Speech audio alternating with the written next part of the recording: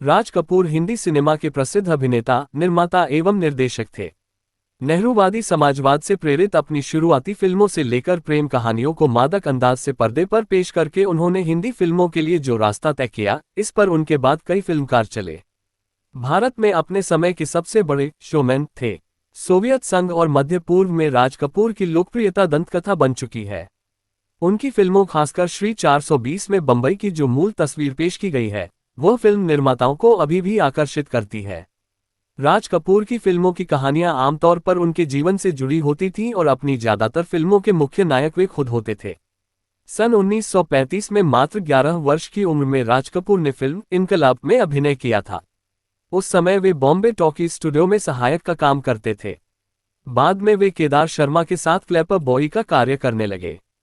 कुछ लोगों का मानना है कि उनके पिता पृथ्वीराज कपूर को विश्वास नहीं था कि राज कपूर कुछ विशेष कार्य कर पाएगा, इसलिए उन्होंने उसे सहायक या क्लैपर बॉय जैसे छोटे काम में लगवा दिया था।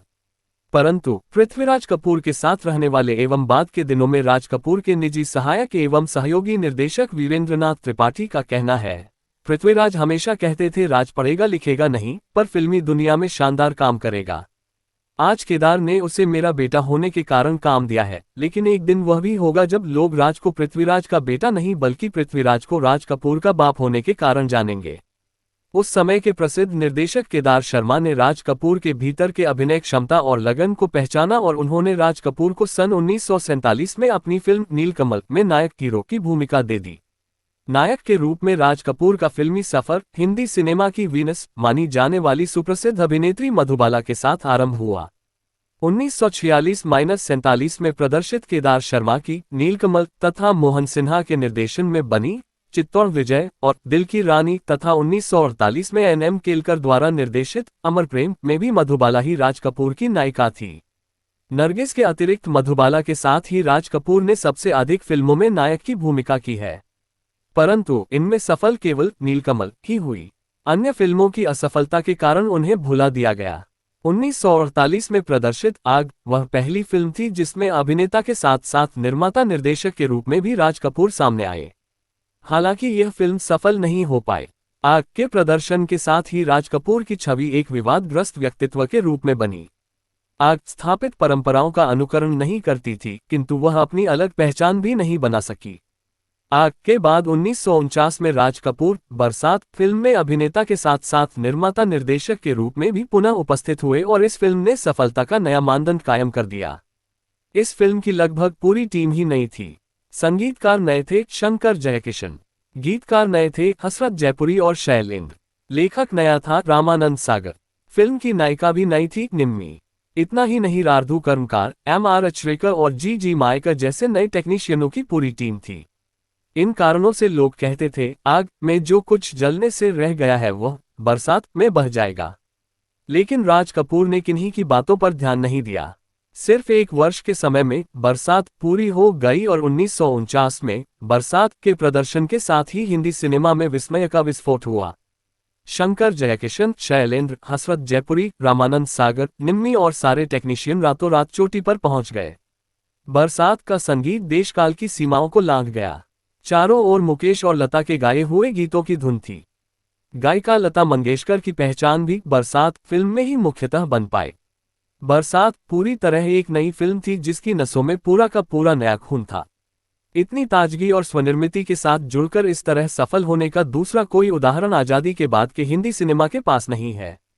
बरसात की ही प्रचंड सफलता का ये परिणाम था कि इसके अगले वर्ष अर्थात सन 1950 में नायक के रूप में राज कपूर की 6 फिल्में आईं। राज कपूर के पूरे नायक युग में एक वर्ष में इससे अधिक फिल्में कभी नहीं आईं। इस वर्ष नरगिस के साथ उनकी जान पहचान और प्यार फिल्में आईं। केदार शर्मा के निर्देशन में गीता बाली के साथ बावरे नयन, A.R. कारदार के निर्देशन में सुरैया के साथ दास्तान, G. राकेश के निर्देशन में निम्मी के साथ भावरा और रेहाना के साथ P.L. संतोषी के निर्देशन में सरगम सन 1950 में रिलीज होने वाली फिल्में थीं। इनमें कारदार की दास्तान सबसे अधिक सफल रही। यह एकमात्र फिल्म है जिसमें राज कपूर सुरैया के साथ नायक बने। सरगम, दास्तान और बावरे नयन का संगीत अत्यधिक लोकप्रिय हुआ। सरगम और बावरे नयन भी टिकट खिड़की पर सफल रही। इसके बाद तो महबूब, केदार शर्मा, नितिन बोस, विमल राय, महेश कौल, वी शांताराम जैसे महामहिमों के रहते नौसिखे राज कपूर ने अपनी फिल्म आवारा से साबित कर दिया कि वह हर मोर्चे पर बड़े बड़े दिग्गजों के हौसले पस्त कर सकता है। सन 1951 में प्रदर्शित आवारा हिंदी सिनेमा के इतिहास में मील का पत्थर साबित हुआ। इसने राज कपूर को नायक के रूप में नई और अलग पहचान दी। आवारा ने ही फिल्मकार के रूप में एक दृष्टिकोण दिया और आवारा ने ही उनकी फिल्मों को सामाजिक यथार्थ के धरातल पर ला खड़ा किया। सुप्रसिद्ध फिल्म समालोचक प्रहलाद अग्रवाल के शब्दों में, आवारा ने इस 27 साल के नौजवान को उस ऊंचाई पर पहुंचा दिया जहां तक पहुंचने के लिए बड़े से बड़ा कलाकार लालायित हो सकता है। आवारा ने ही उसे अंतर्राष्ट्रीय ख्याति प्रदान की, यहां तक कि वह पंडित जवाहरलाल नेहरू के बाद सर्वाधिक लोकप्रिय व्यक्तित्व बन गया। सोवियत रूस में, रूस और अनेक समाजवादी देशों में आवारा को सिर्फ प्रशंसा ही नहीं मिली, वरन वहां की जनता ने भी बेहद आत्मीयता के साथ इसे अपनाया।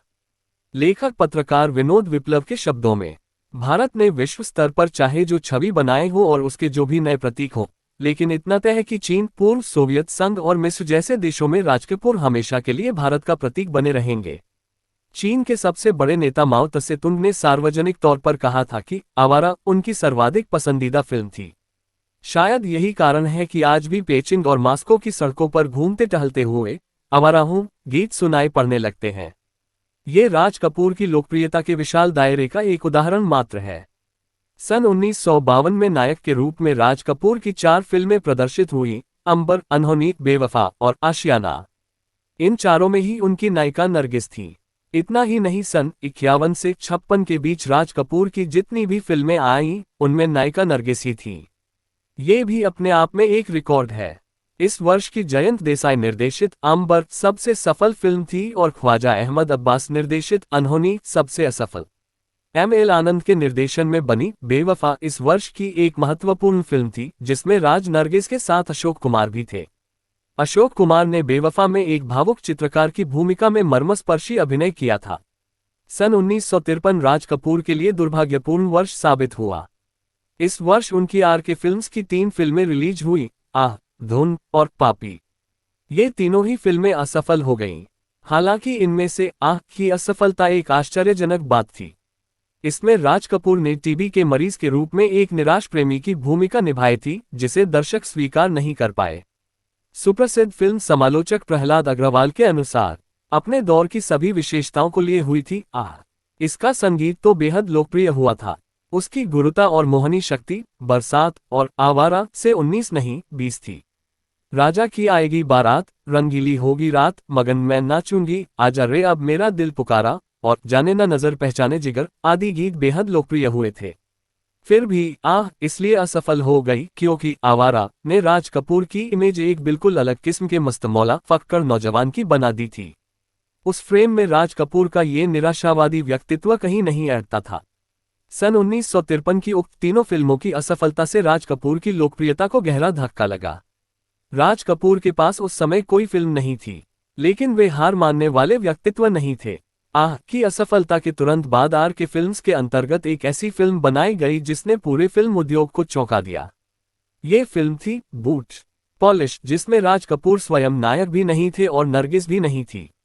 इसमें थे 2 बाल कलाकार बेबी नाज और रतन कुमार और प्रसिद्ध चरित्र अभिनेता अब्राहम डेविड। बाल फिल्मों की सफलता हमेशा ही संदिग्ध रही है, परंतु राज कपूर के महत्वाकांक्षी व्यक्तित्व के अनुरूप बूट पॉलिश एक ऐसा करिश्मा साबित हुई जिसने उनकी प्रतिष्ठा पर लगे धक्के के एहसास तक को नष्ट कर दिया। इसकी रजत जयंती सफलता ने पूरे फिल्म उद्योग को अचंभे में डाल दिया। सन 1955 में आर.के. फिल्म्स की श्री 420 ने फिर से राज कपूर को सबसे बढ़कर बना दिया।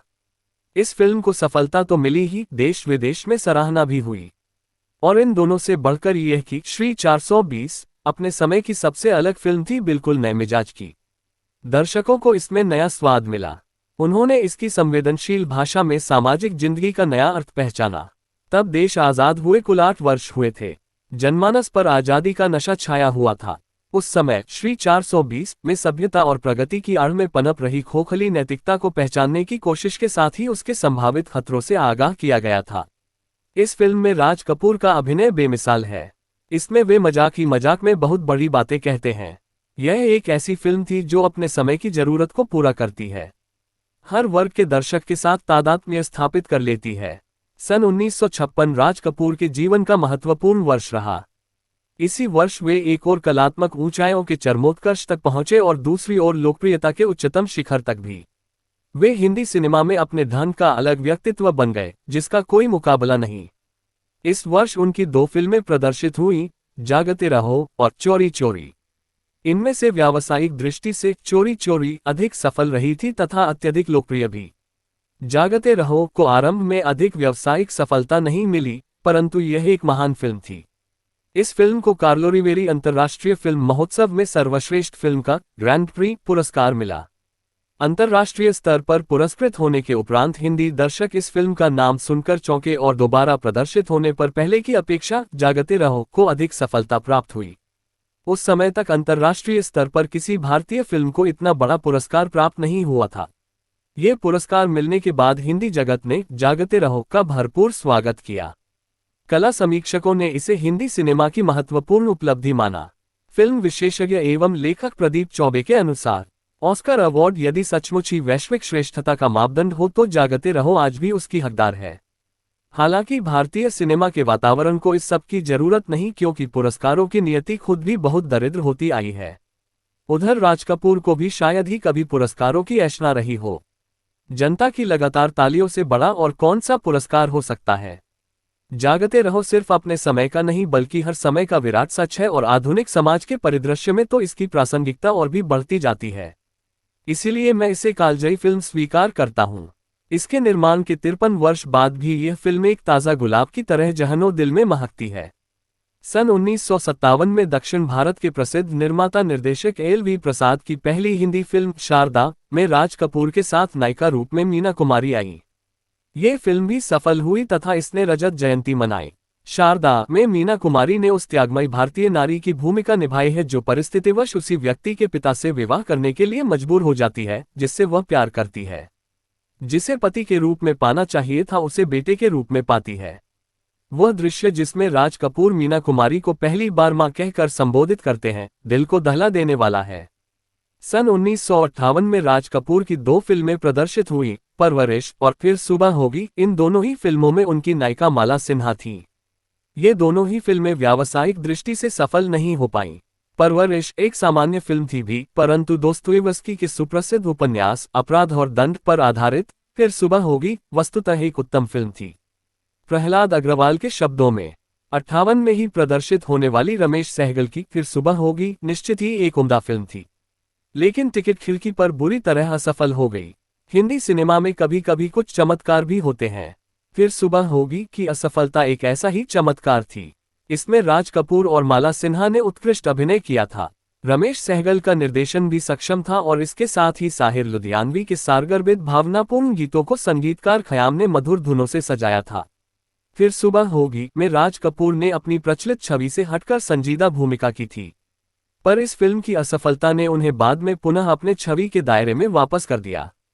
सन 1959 में राज कपूर अभिनीत 5 फिल्में प्रदर्शित हुई, अनाड़ी, 2 उस्ताद कन्हैया, मैं नशे में हूं तथा 4 दिल 4 राहें। इनमें से किसी के निर्माता निर्देशक स्वयं राज कपूर नहीं थे। इनमें से ख्वाजा अहमद अब्बास निर्देशित 4 दिल 4 राहें असफल हो गई तथा अनाड़ी को छोड़कर शेष 3 फिल्में औसत रूप में ही सफल रहीं।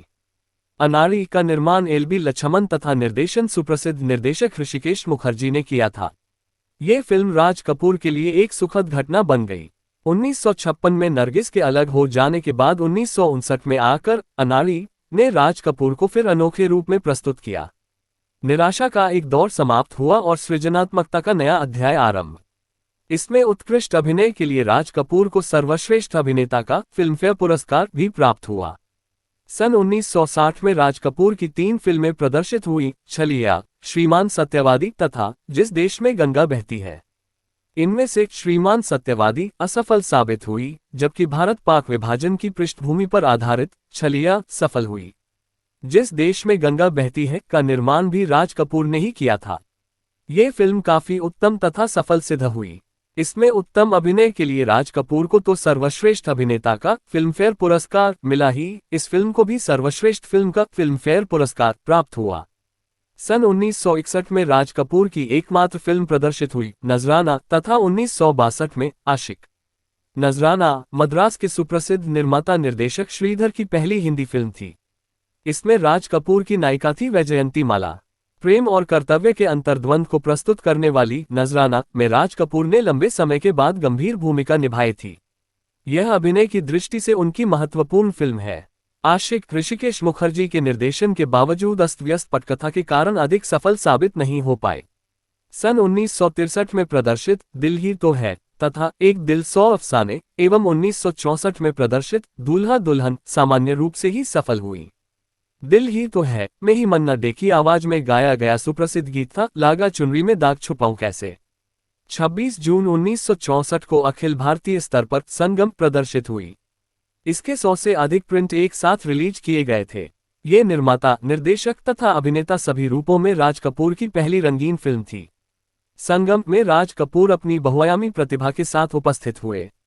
संगम के निर्माता निर्देशक संपादक और नायक वे स्वयं थे। इस फिल्म के लिए उन्हें फिल्मफेयर सर्वश्रेष्ठ निर्देशक पुरस्कार और फिल्मफेयर सर्वश्रेष्ठ संपादक पुरस्कार भी प्राप्त हुए। यद्यपि यह राज कपूर की पहली फिल्म थी जिसमें कोई संदेश नहीं था, फिर भी रागात्मक सम्मोहन, नयनाभिराम दृश्यांकन और मधुर संगीत ने मिलकर इसे घनघोर लोकप्रिय बना दिया। भारत में ही नहीं, यूरोप के अनेक देशों में भी संगम को बहुत सफलता मिली। संगम ने राज कपूर को एशिया का सबसे बड़ा शोमैन बना दिया। संगम में राज कपूर की नायिका सुप्रसिद्ध नर्तकी अभिनेत्री वैजयंती माला थी तथा सह अभिनेता राजेंद्र कुमार थे, जिनकी भूमिका को अपने उदार स्वभाव के अनुरूप ही राज कपूर ने स्वयं की भूमिका से भी अधिक महत्व दिया था। सन 1966 में राज कपूर तथा वहीदा रहमान अभिनीत तीसरी कसम प्रदर्शित हुई। ये हिंदी साहित्य के सुप्रसिद्ध कथाकार फणीश्वर नाथ रेणु रचित इसी नाम की लंबी कहानी पर केंद्रित थी। इसका निर्माण कवि गीतकार शैलेंद्र ने किया था।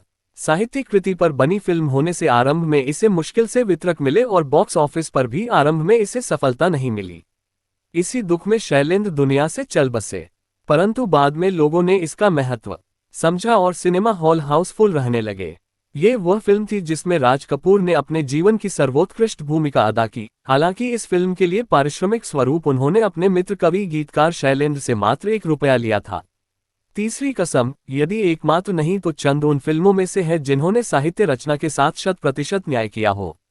तीसरी कसम को बाद में राष्ट्रपति स्वर्ण पदक मिला, बंगाल फिल्म जर्नलिस्ट एसोसिएशन द्वारा सर्वश्रेष्ठ फिल्म और कई अन्य पुरस्कारों द्वारा सम्मानित किया गया।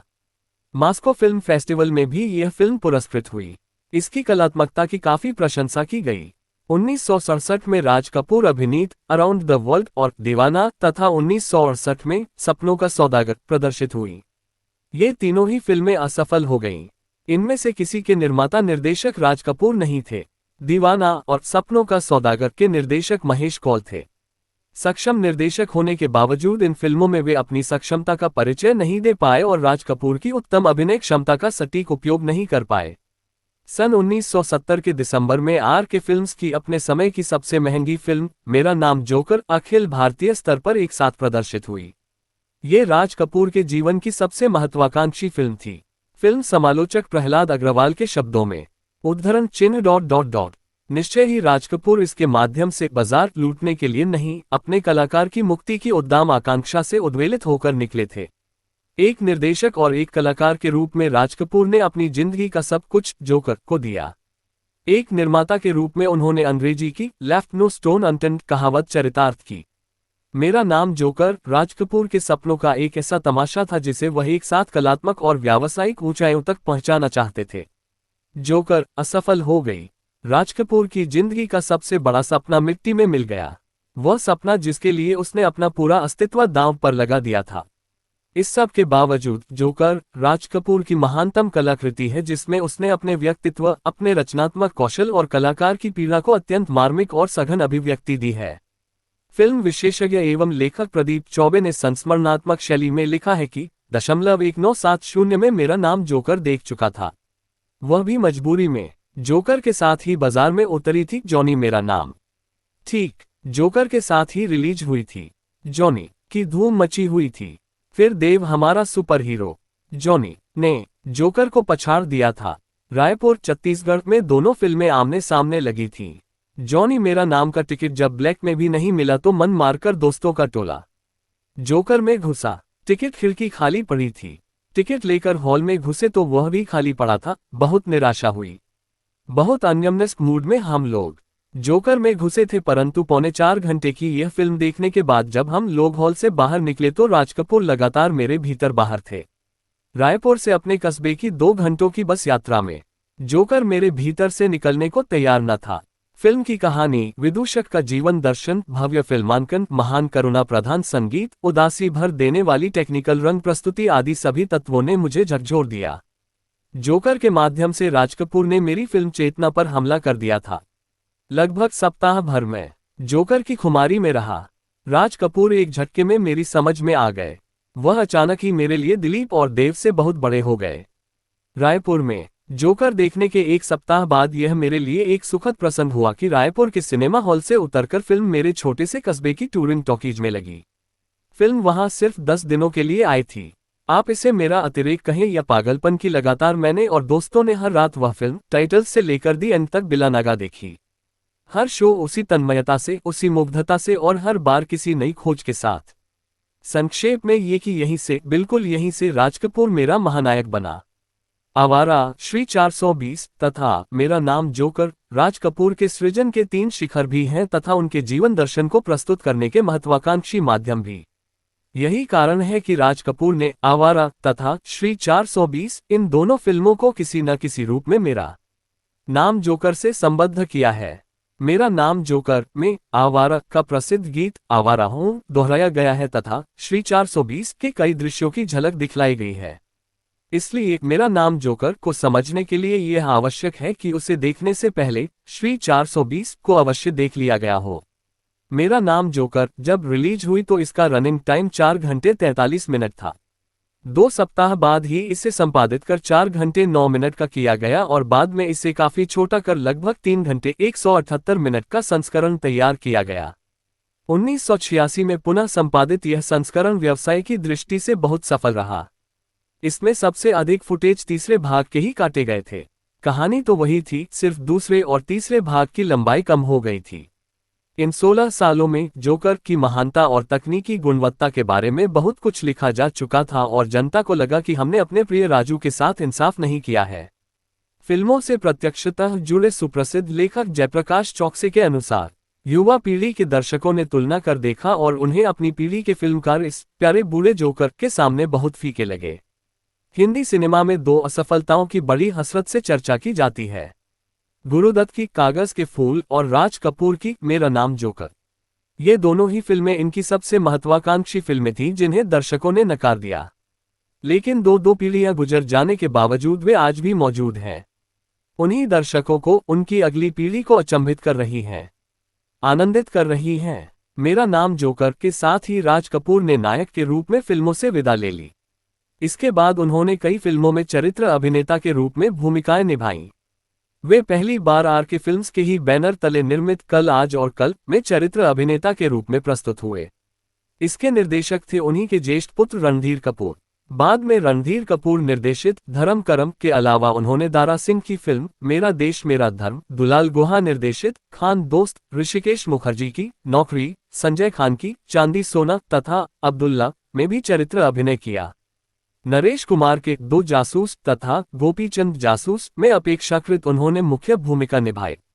प्रहलाद अग्रवाल के शब्दों में, लेकिन उनके बारे में इतना ही कहना काफी है कि राज कपूर ने ये फिल्में स्वीकार न की होती तो वही ज्यादा उपयुक्त होता। पर राज कपूर ईमानदारी से दोस्ती निभाने वाले लोगों में से हैं। उन्होंने किसी का एहसान कभी नहीं भुलाया, मोहब्बत की हमेशा कद्र की। प्यार के एक कतरे से बढ़कर अजीज तो उनकी जिंदगी में कुछ है ही नहीं।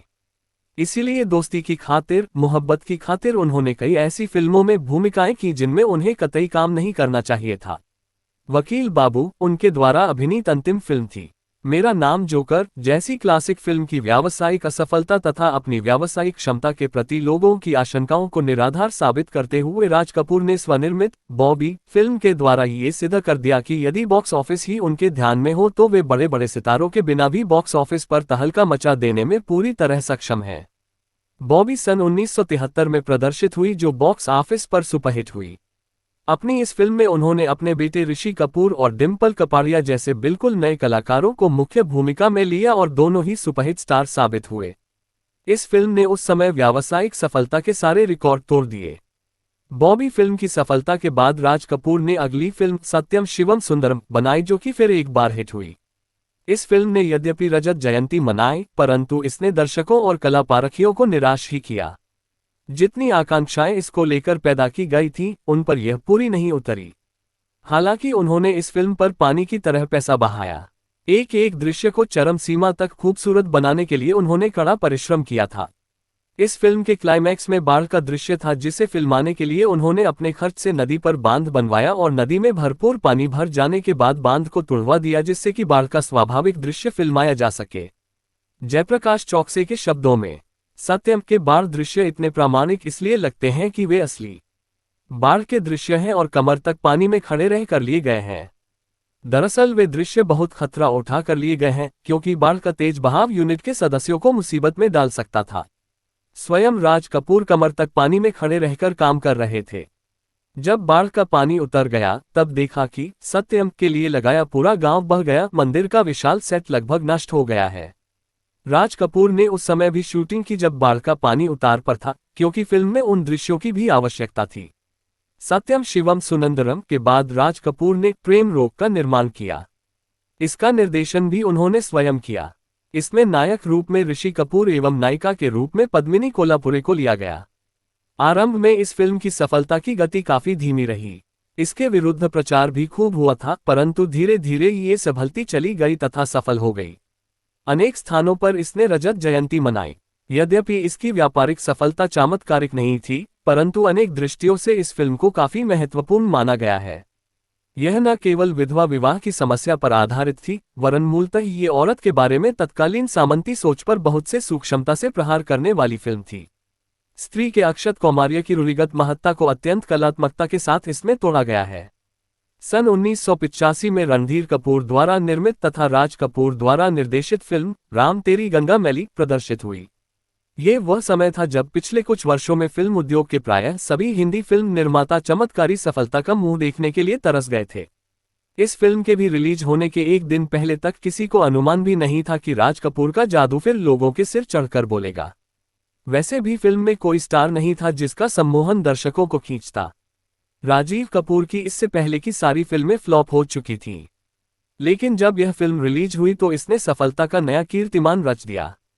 फिल्म के एक दृश्य में पहाड़ों में रहने वाले एक लड़की के निर्द्वंद्व तथा उन्मुक्त जीवन को दर्शाने के लिए दिखलाए गए छोटे से उन्मुक्त दृश्य पर कुछ लोगों ने काफी हो हल्ला मचाया, परंतु इस फिल्म को देखने के लिए उमड़ी पारिवारिक दर्शकों की भारी भीड़ तथा उसमें भी महिलाओं की प्रभुत संख्या ने सबके मुंह बंद कर दिए।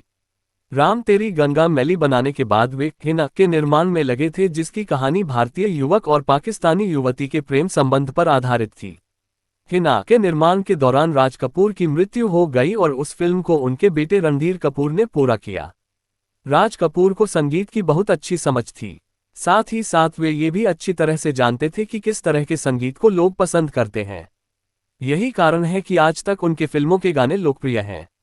शंकर जयकिशन जैसे प्रसिद्धि के शिखर तक पहुंचने वाले संगीतकार को उन्होंने ही अपनी फिल्म बरसात में पहली बार संगीत प्रस्तुतिकरण का अवसर दिया था। फिल्म बरसात से राज कपूर ने अपनी फिल्मों के गीत संगीत के लिए एक प्रकार से एक टीम बना लिया था, जिसमें उनके साथ गीतकार शैलेंद्र तथा हसरत जयपुरी, गायक मुकेश और संगीतकार शंकर जयकिशन शामिल थे। ये सभी एक दूसरे के अच्छे मित्र थे और बहुत लंबे अरसे तक एक साथ मिलकर काम करते रहे। चार्ली चैपलिन से राज कपूर की तुलना अनेक बार की गई है। इस संदर्भ में प्रहलाद अग्रवाल की स्पष्ट मान्यता है कि निस्संदेह चार्ली विश्व सिनेमा का एक महान स्तंभ है। उससे यदि राज कपूर की तुलना की जाए तो ये भी बड़ी बात ही होगी, पर है ये गलत। इनमें बाह्य सामे देखकर इनके मूल ध्येय को भुला देना गड़बड़ी होगी। चार्ली चैपलिन ने अपनी फिल्मों में मनुष्य के भौतिक जीवन के प्रति आग्रही व्यक्तित्व के बाह्य संकट की ओर अधिक ध्यान केंद्रित किया है, जबकि राज कपूर का क्षेत्र अधिकांशतः आदमी का मानसिक यातना संसार है। चार्ली चैपलिन और राज कपूर इसी धरातल पर एक दूसरे से बिल्कुल अलग हैं। हाँ, अपने समय से आगे दोनों देखते हैं सार्थक कलात्मक दृष्टि से। मॉडर्न टाइम्स में चार्ली इशारा करता है कि मशीनीकरण की अंधी दौड़ स्वयं मनुष्य को मशीन बना देगी। इस बात को बहुत बाद में महसूस किया गया। इसी तरह श्री 420 में राज कपूर शिक्षित बेरोजगारी की आगत भविष्य में भयावहता की ओर संकेत करता है। जिस ताकत से उसने यह बात सन 1955 में कही थी, भारतीय समाज और उसके नियामकों ने उसकी शिद्दत को सन 1970 के बाद ही समझा। फिल्म समीक्षक डॉक्टर शून्य सी शून्य भास्कर राव के अनुसार उन्होंने चाली की नकल नहीं की, बल्कि उन्हें भारतीय रंग में कुछ इस कदर इतने मौलिक रूप में रंग दिया कि वे विश्व के दूसरे चैपलिन बन गए। दिलीप कुमार और राज कपूर हिंदी सिनेमा के दो महान स्तंभ हैं, अपने अपने ढंग के महारथी। दोनों ने हिंदी सिनेमा के 4 दशकों को प्रभावित किया है। इतनी लंबी और जबरदस्त लोकप्रियता इनके अतिरिक्त किसी और के हिस्से में नहीं आई। देव आनंद भी इनके समानांतर उतने ही लंबे समय तक छाए रहे, किंतु उन ऊंचाइयों तक वे नहीं पहुंच सके जिन्हें राज कपूर और दिलीप कुमार ने स्पर्श किया। हिंदी सिनेमा में ये हमेशा विवाद का विषय रहा है कि राज कपूर बड़े हैं या दिलीप कुमार। हालांकि इन दोनों व्यक्तित्वों की तुलना की ही नहीं जा सकती। तुलनाएं अक्सर गलत मंतव्यों तक ले जाती हैं और किसी हद तक वे बेमतलब भी होती हैं। सुप्रसिद्ध फिल्म समालोचक प्रहलाद अग्रवाल के शब्दों में, हिंदी सिनेमा में इन दोनों की स्थिति ठीक उसी प्रकार की है जैसी हिंदी साहित्य में तुलसी और सूर की है। आज तक ये निर्णय नहीं हो सका कि इन दोनों में श्रेष्ठ कौन है। ये निर्णय हो भी नहीं सकता क्योंकि वे दोनों अपने अपने क्षेत्रों में अनुपम हैं। तुलसी का व्यक्तित्व बहुआयामी है। उन्होंने अपने काव्य में लोकमंगल को प्रधानता दी। उनकी दृष्टि की परिधि में संपूर्ण मानव जीवन समाहित हो जाता है। सूर के व्यक्तित्व में सघनता है।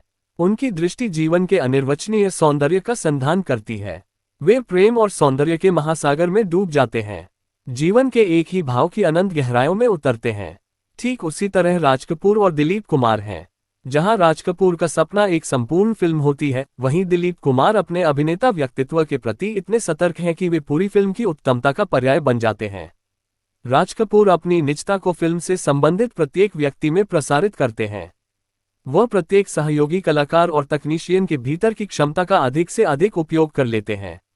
वह अपने व्यक्तित्व को प्रत्येक पक्ष में बांट देते हैं और फिल्म निर्माण के साथ जुड़े हुए हर व्यक्ति की क्षमता को अधिक से अधिक विकसित करने में सहयोगी बनते हैं। दिलीप कुमार के भीतर भी निर्देशक बनने का सपना आजीवन पलता रहा, लेकिन वे अंततः खुलकर सामने कभी नहीं आए। राज कपूर की फिल्मों की दीर्घकालिक महत्ता एवं लोकप्रियता के संबंध में जयप्रकाश चौकसे ने लिखा है कि राज कपूर के जीवन काल में उनके द्वारा निर्मित निर्देशित फिल्मों ने उनके लिए जितना लाभ कमाया, उससे 1000 गुना अधिक धन उनकी मृत्यु के बाद विगत 21 वर्षों में कमाया है। प्रति 3 वर्ष सैटेलाइट पर प्रदर्शन के अधिकार अकल्पनीय धन में बिकते रहे हैं और यह सिलसिला आज भी जारी है। उनके समकालीन किसी भी फिल्मकार की रचनाओं को ये दाम नहीं मिले हैं।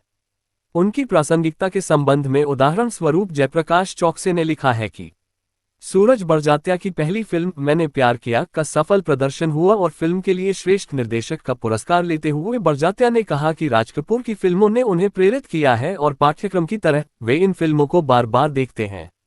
युवा पीढ़ी के करण जौहर और आदित्य चोपड़ा भी राज कपूर की फिल्मों से प्रेरणा लेते हैं। राज कपूर की बहुआयामिता एवं सार्वकालिक महत्ता के संदर्भ में सिनेमा संबंधी अनेक पुस्तकों के लेखक डॉक्टर सी भास्कर राव ने लिखा है कि वे भारतीय सिनेमा के एक ऐसे कलाकार थे जिनकी तुलना अन्य किसी कलाकार से नहीं की जा सकती है। सिनेमा का कोई भी ऐसा क्षेत्र नहीं है जिसका ज्ञान और अनुभव उन्हें नहीं रहा हो। सिनेमा उनमें बसता था और वे खुद सिनेमा को जीते थे। यही कारण है कि वे एक मिसाल बन गए। उनकी कामयाबी और ऊंचाई तक कोई भी पहुंच नहीं पाया है। उन्हें अपने अभिनय के लिए 10 सर्वश्रेष्ठ अभिनेताओं में एक माना गया।